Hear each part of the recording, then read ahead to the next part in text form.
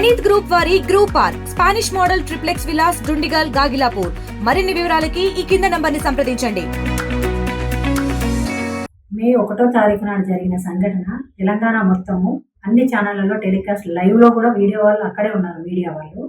Media మిత్రులు కూడా మొత్తం లైవ్ తీసుకున్నారు. మేము కొన్ని వీడియోలు వాళ్ళకి అసలు ఇవ్వలేదు. అక్కడ సంఘటన జరిగిన ప్లేస్ లో వాళ్ళు కూడా ఉన్నారు.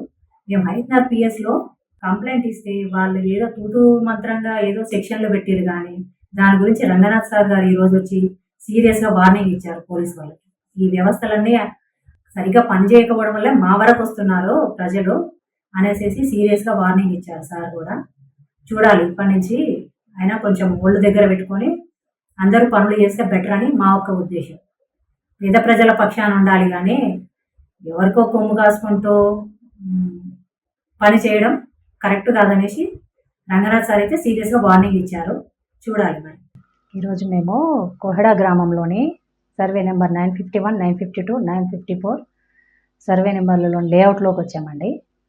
మేము మొన్న మే 1వ తారీఖున సంఘటన అన్ని వీడియోలలో చూసే ఉంటారు.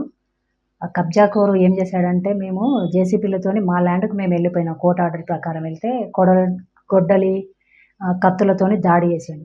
ఆ విషయాన్ని మేము హైదరాబాద్ పోలీస్ స్టేషన్లో ఏసీపీకి కానీ డీజీపీకి కానీ సిపి వరకు తీసుకెళ్ళినాము.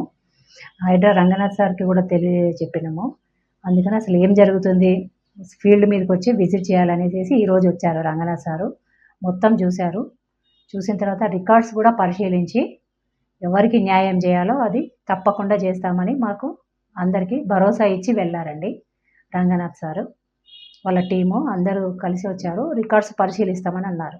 మాకు తప్పకుండా న్యాయం జరిగేలా చూస్తామనేసి చట్ట ప్రకారము ఏ విధంగా చేయాలో హైడ్రాకున్న పరిమితులు ఏంటో కూడా చూసుకొని మాకు 100% న్యాయం చేస్తామని మాకు అభయం ఇచ్చేసి వెళ్ళారండి. రంగనాథ్ సార్కి హృదయపూర్వక ధన్యవాదాలు చెప్తున్నామండి. ప్లాట్ ఓనర్స్ అందరము ఇలాంటి కబ్జాకోరులకి ఆస్కారం లేకుండా చేయాలి ఈ హైడ్రా అనేసి మేము అందరము ప్లాట్ ఓనర్లు అందరి తరఫున నేను కోరుతున్నాను సార్ని. ఇంకా ఇది తెలంగాణలో కూడా మొత్తం విస్తరించాలని మా యొక్క కోరిక. ధన్యవాదాలండి.